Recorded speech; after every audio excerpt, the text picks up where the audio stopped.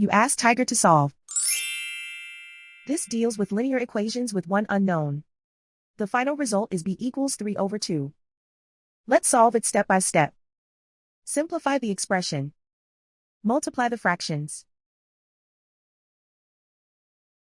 Expand the parentheses. Simplify the arithmetic. Break up the fraction.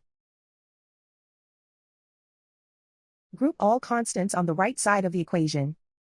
Add 7 over 4 to both sides.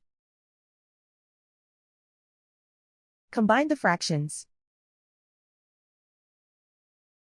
Combine the numerators.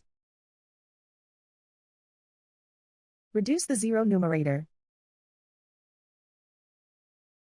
Simplify the arithmetic. Find the lowest common denominator. Multiply the denominators. Multiply the numerators. Combine the fractions. Combine the numerators. Isolate the b.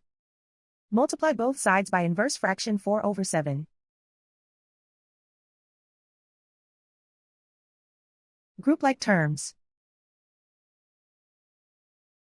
Multiply the coefficients. Simplify the fraction. Multiply the fractions. Simplify the arithmetic. And so the final result is b equals 3 over 2.